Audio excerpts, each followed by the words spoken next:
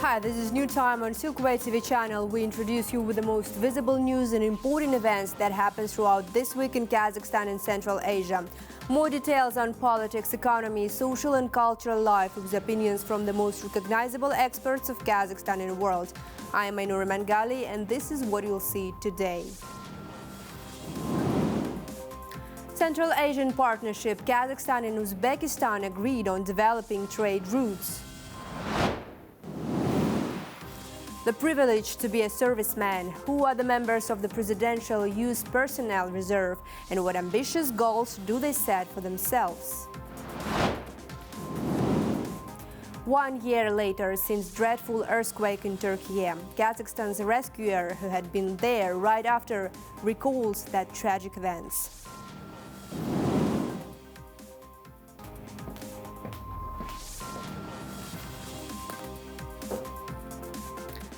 This week, the president of Kazakhstan made a working visit to Kazan, the capital of the Republic of Tatarstan in Russia. During the visit, the head of state participated in the opening ceremony of the Games of the Future international tournament. This is Russian cyber sports competition that combine elements of traditional sports and IT. During the meeting with Russian President Vladimir Putin, Kassym-Jomart Tokayev proposed hosting the next Games of the Future tournament in Kazakhstan. In total, 2,000 participants from 100 countries are competing in Kazan, with Kazakhstan being represented by 48 athletes.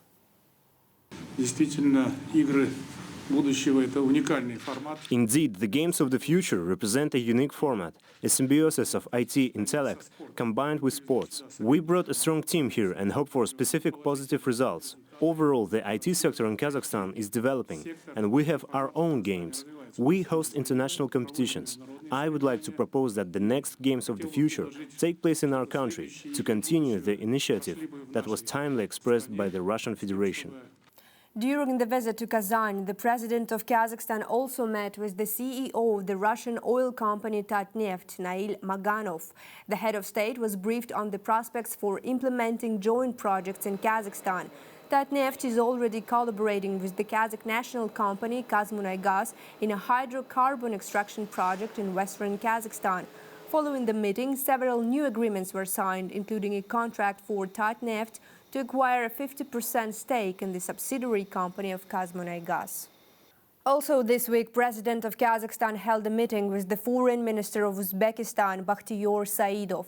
During the meeting, counterparts discussed issues related to development of the Trans-Caspian international transport route.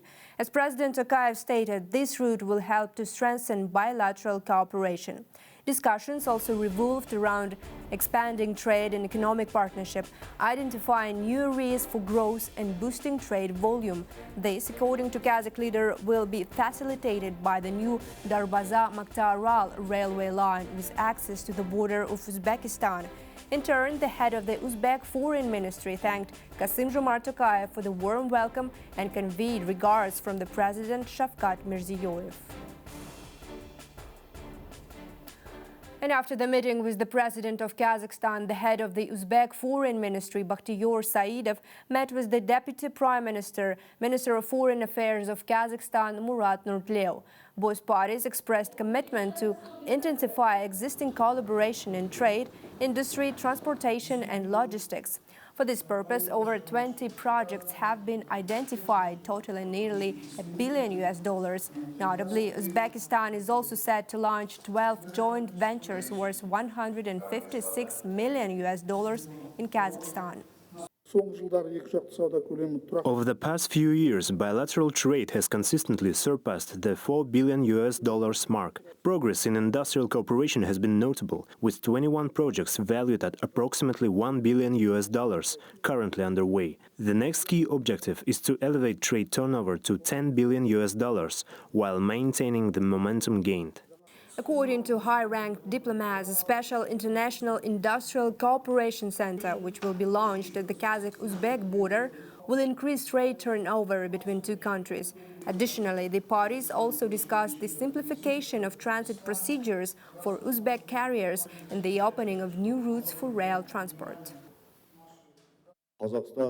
Kazakhstan is our largest trading partner in Central Asia. Over the past few years, our bilateral trade turnover has doubled. Recently, we discussed ways to triple this figure. In 2024, we will organize Uzbekistan Culture Days in Kazakhstan. We have agreed to dedicate these days to Uzbek cinema and cuisine weeks, as well as exhibitions showcasing visuals and folk art. The visit of Foreign Minister of Uzbekistan, Bakhtiyor Saidov, to Kazakhstan was a key news topic as it revealed the true potential of bilateral cooperation of two countries in Central Asia. In the review of my colleague, political observer Ozhet Shigirbayev, there are some other important stories on Central Asia.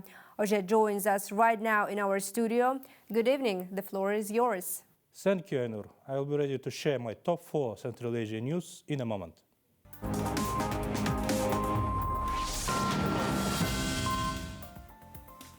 Kazakh Foreign Minister Mr. Murat Nurtlev and his Uzbek counterpart Mr. Bakhtiyor Saidov discussed issues regarding the expansion of trade and economic cooperation in Astana. Currently, two countries are set to implement 21 projects worth around $1 billion of USD. Significant progress has been achieved in industrial cooperation with the launch of 12 projects worth 156 million of USD. Moreover, trade volume between countries has exceeded 4 billion of USD last year, with the plans to increase it to 10 billion. Additionally, discussions between two ministers covered plans for the region's water and energy complex, as well as the projects for the new railway construction, expected to boost transit potential of both countries. The Kazakh investor is set to launch the construction of the Central Asia International Center for Industrial Cooperation on the Kazakh-Uzbek border in August this year. The center, covering an area of 100 hectares, will be expected on the border area in Turkestan region in Kazakhstan and the Sirdarya region in Uzbekistan. Kazakh Deputy Minister of Trade and Integration Mr. Kairat Turibayev and Uzbek Deputy Minister of Investments, Industry and Trade Mr. Khuram Tashabayev held a meeting on February 15th to discuss the issue of creation of this center. The technical launch of the Industrial Cooperation Center is planned for the fourth quarter of 2026 and the official opening in the first half of 2027. Kazakhstan approves agreement with Turkey to accelerate cargo transit via Azerbaijan. Kazakhstan's parliament has approved the intergovernmental agreement with Turkey for international combined transportation of goods, the aim of which is to enhance the transport potential and foster trade and economic relations between the two countries.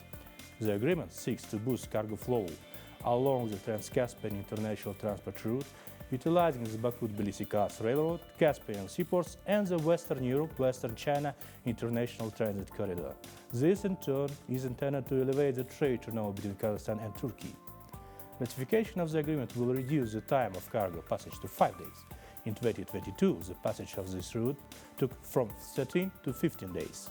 Kazakhstan's parliament also has approved the agreement between Kazakhstan and Kyrgyzstan on cooperation in the field of aviation search and rescue, concluded on May 26, 2022 in Bishkek. The countries agreed to establish cooperation between their search and rescue services to search and rescue passengers and crews, as well as aircraft in distress. Operations will be conducted in accordance with International Civil Aviation Organization standards and recommended practices. That's all from my part, Ainur. Giving the floor back to you. Thank you very much. That was Ozhet Shigirbayev with his weekly review of important news topics in Central Asia.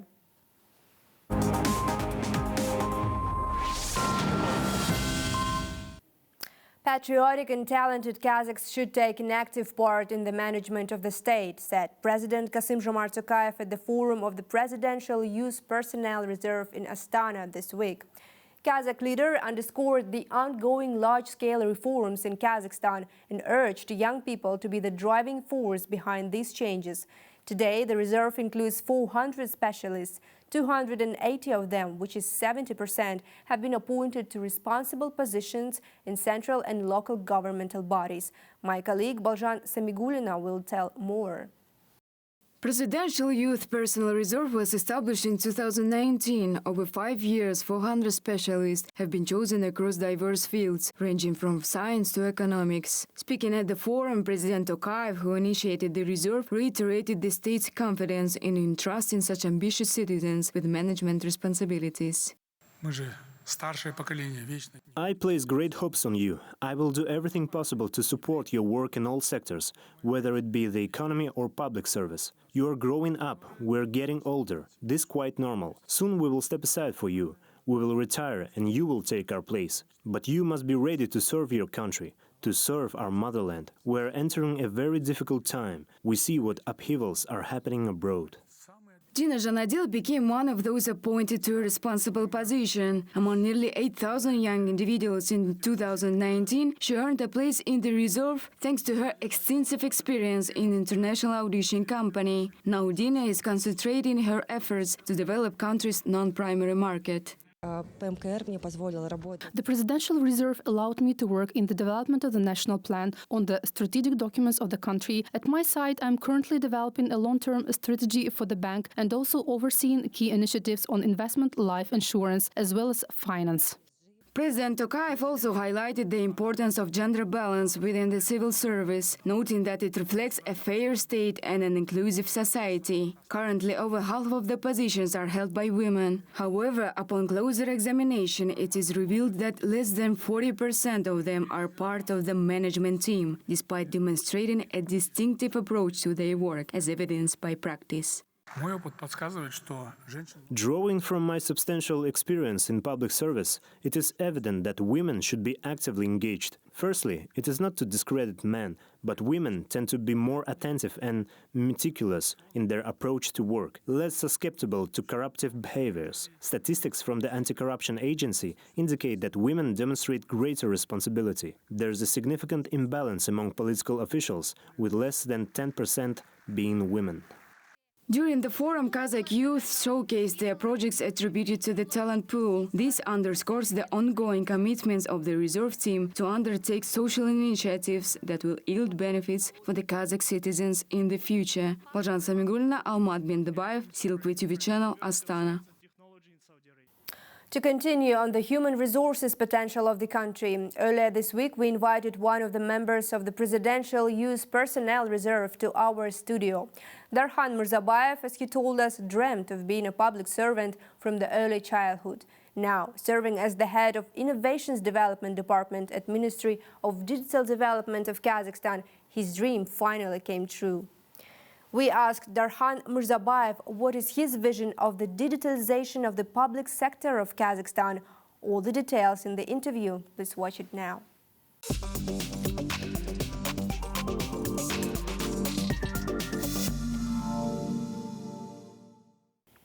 Hello, Darkhan. Thank you for sharing your time with us. As I know, you have a quite solid base in digitalization, and now you're working in a public service. So my question is about how, in your opinion, is it possible to digitalize fully 100% our public service now? Yeah, first of all, I'd like to note that this is not my direct area for responsibility. However, I'd like to share my vision on it. I don't believe that there is a goal to fully digitalize the public service. What we're trying to do, we're trying to basically satisfy the customer as much as possible. Our customer is the people. And how we usually do it, we usually build the customer journey map. Sort of we put ourselves on the shoes of the customer and trying to understand the pain points, how many steps they are having, how many how much time they spend, how many interactions with people they have, with the public servants they have. And we're trying to reduce this time. We're trying to minimize the number of interactions, and that's how it works. And we're trying to optimize these business processes that people are going through. Mm-hmm. And the second thing, what we're doing is usually we're gathering the data in different databases, and we're trying to integrate the databases so people wouldn't go through the, that whenever they go to the different place, they find the similar data in all of the databases. Mm-hmm. And we're trying to analyze this data and trying to see what works, what doesn't work, how to make people happier, and how to make the customer more satisfied. Mm-hmm. If we're talking about the AI, what I would like to say is, what the first thing is that what we're doing now, our ministry is one of the leading in the digitalization of the public service, and what we're trying to do now is to make proactive services for the people. Like, for example, if the... What does it mean? Yes. Yeah, what does it mean? Like, for example, if the mother delivers the baby, she receives some messages, like push notifications, saying, like, would you like to give the name of your baby? Would you like to get some documents? Like, it's make it easier. You don't need to be worried about, like, that you need to make this documents in the 3 days or something like that. You're getting this notifications, you're getting this message, and you go through your phone and get all the documents like inside. in 10 minutes, In right? 10 minutes, yeah, something like that. So this is how it works, and this is like why we right now can sell and buy the car in 5 minutes, because we go through the process. We trying to understand what is the people's pain points, and we're trying to minimize them.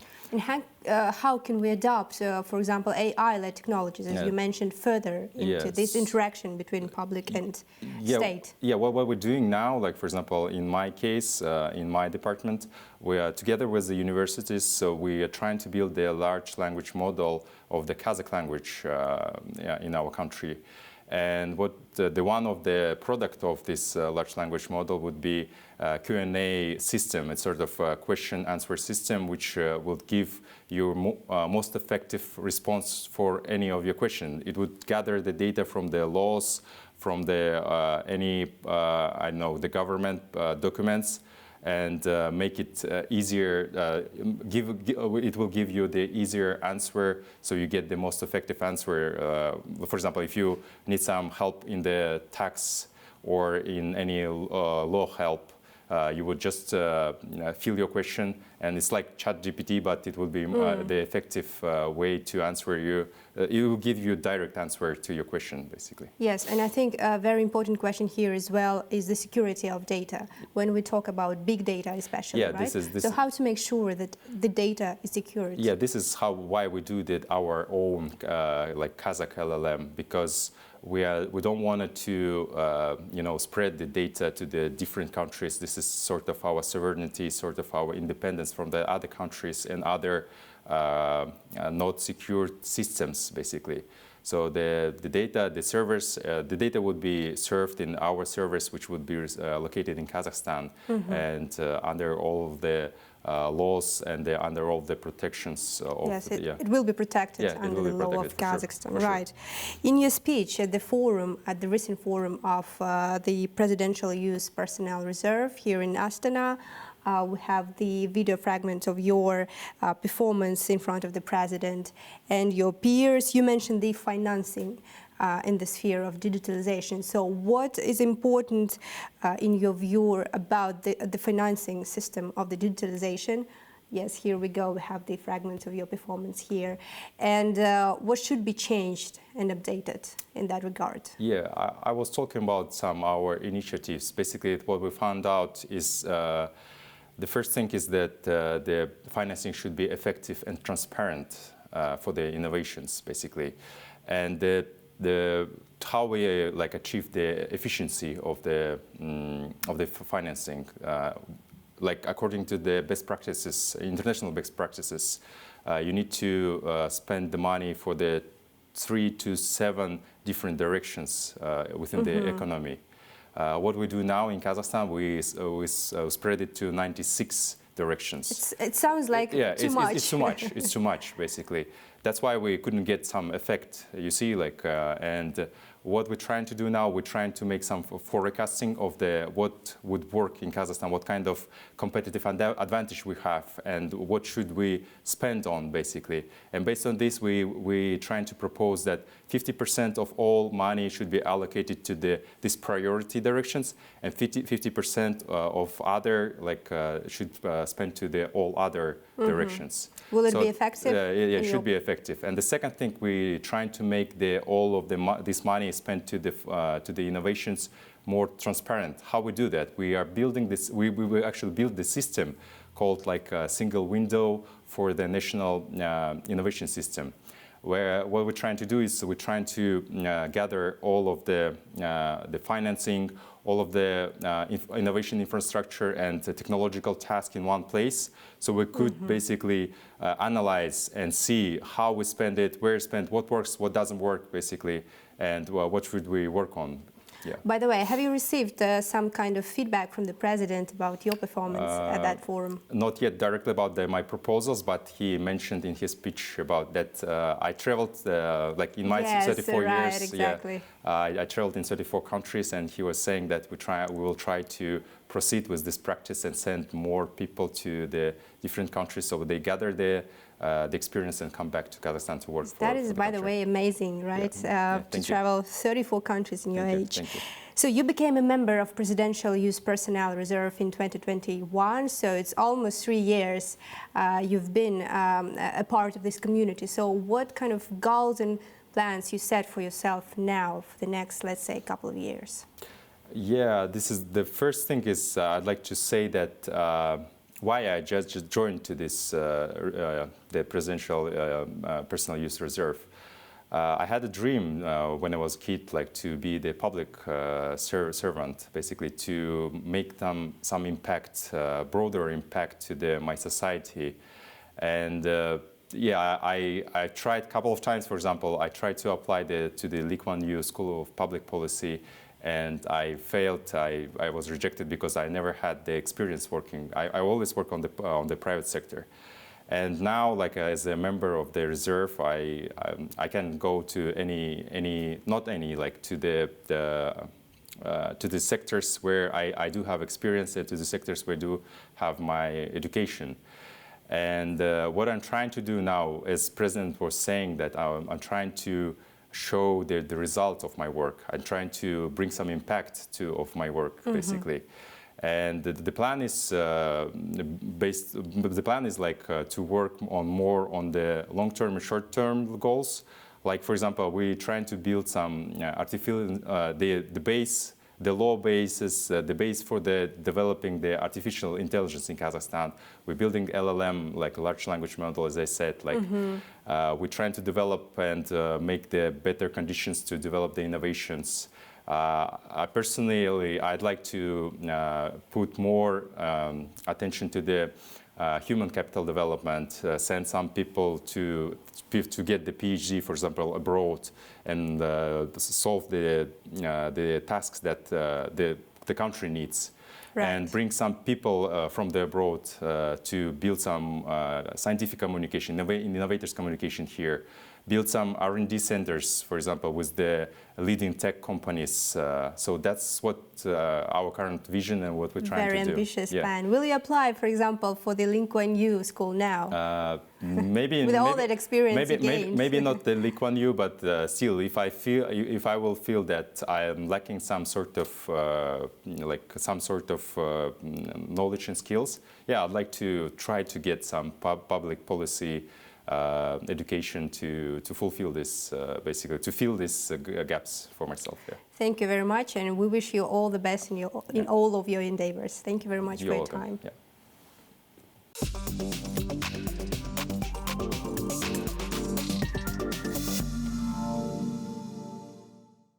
Let's move on. Some more news on digital development. Kazakh startup Bixar attracted $305,000 of investments at the pre-seed stage, confirming its potential and innovative approach in retail automation with a total project estimate of $4.8 million. Bixar, as the product designer said, is a solution for small and medium-sized businesses, will help them to digitalize stores. The startup's clients are shops focused on fashion and retail. Now, Bixar is being strategized to expand into the Middle East and North Africa, with plans including software translation into other languages and launching an advertising campaign. Дальнейшие планы у нас, конечно, это... Our future plans involve scaling into neighboring countries, and eventually we aim to expand into Middle East and North Africa countries. The foundation we've built in Kazakhstan is well suited for operating in foreign markets, and the user-friendly interface we've developed is adaptable for both tech-savvy youth and older individuals. Just 3 months ago, we began testing this market and received very positive feedback. Almost daily we've been receiving around a dozen applications from the United Arab Emirates alone. According to the creators, they experimented with various software systems as entrepreneurs before. However, after unsuccessful options, they developed the necessary program themselves. Thus, the startup emerged from a market need. Previously, the startup was honored at the International Digital Forum in Astana as the fastest-growing startup. Now, over 2,700 stores across Kazakhstan have already been connected to their system. Having now 2,700 of customers, the next big goal to reach goal of 10,000 customers within the Kazakhstan. And the next step will be to go abroad. We have 3 stages in this direction. Firstly, maybe we'll be going to the nearby countries like Uzbekistan, Kyrgyzstan. Next, maybe the Caucasus countries. And we've been looking in 1-2 years maybe to the countries of Arab region.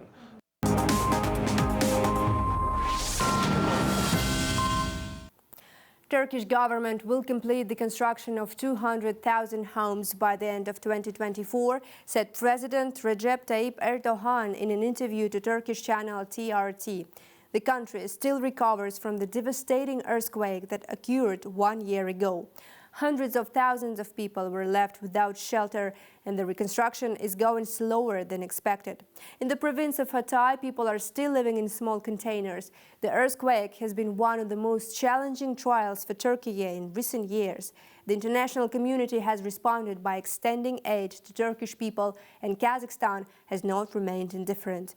Vadim Pak, the head of the rescue unit at the Kazakh Ministry of Emergency Situations, was among those who went to the affected regions, personally rescuing people from the rubble. A year later, he admitted that this experience left indelible impression. Watch the story of the Kazakh rescuer in Turkey in our next report.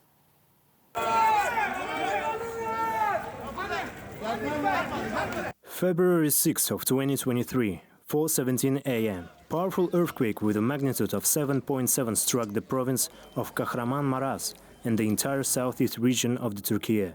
This was followed by 9,000 aftershocks. The catastrophe claimed the lives of 53,000 people, with more than 100,000 injured.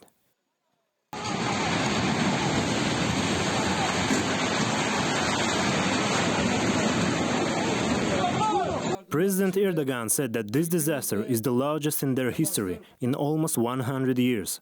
Turkey appealed to the international community for help, and dozens of countries have responded. On the same day, a special plane with 100 Kazakh rescuers and humanitarian aid took off from Almaty. On February 7, the group, led by Vadim Pak, was already operating in the partially destroyed city of Gaziantep.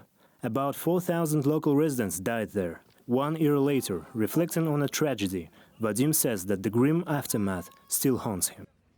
Of course, everyone was astonished by the colossal scale of destruction. The sorrow and fear also left a profound impression on us. The entire team was in shock. We had never witnessed anything like that. We were assigned to work on a collapsed building, which was part of a residential area. We divided into groups. In the first 24 hours, we worked around the clock, and then we worked for 16-hour shifts, constantly rotating to ensure continuous operation.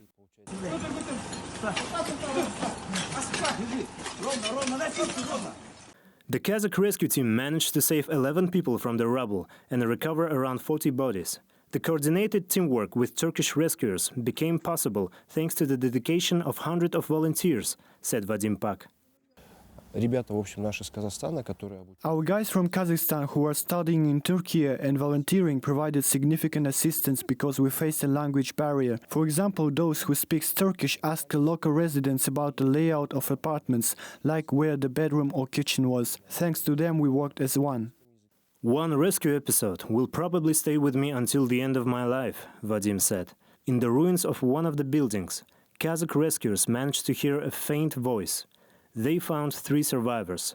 a father and his sons. Мы когда добрались до них, When we reached them, the father held back his emotions, but when I touched his shoulder, he burst into tears. He realized that help was close. I saw both fear and hope in his eyes. As we handed them over to the doctors, hundreds of locals who had been watching the rescue started shouting, "Kazakhstan." At that moment, I shed a tear. It meant that we hadn't come in vain and hadn't let our country down in front of the people of Turkey. 1 year later, Turkey is still in recovery. At the moment, 40,000 new homes have been built and an additional 350,000 are currently under construction. However, thousands of people are living in temporary camps, awaiting new homes. Legal proceedings continue, with nearly 300 individuals arrested on charges of construction violations and corruption crimes. Harsh prison sentences and thousands of ruined lives may serve as a reminder for other countries that corruption claims as many lives as natural disasters do. Daurian Sagulov, Ayman Kaymuldina, New Time. Let's move on. China became the main trading partner of Kazakhstan in 2023, according to the year-end report by the Kazakh Ministry of Trade and Integration. The trade turnover between two countries for the past year increased by 30%, reaching $31.5 billion. China quadrupled its car deliveries, sending 61,000 vehicles to the Kazakh market. The import of Chinese computers also nearly doubled, reaching 6 million units.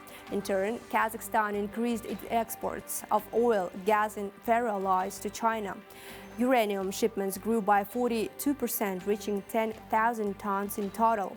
By becoming Astana's primary trade partner, Beijing displaced Moscow from the leading position.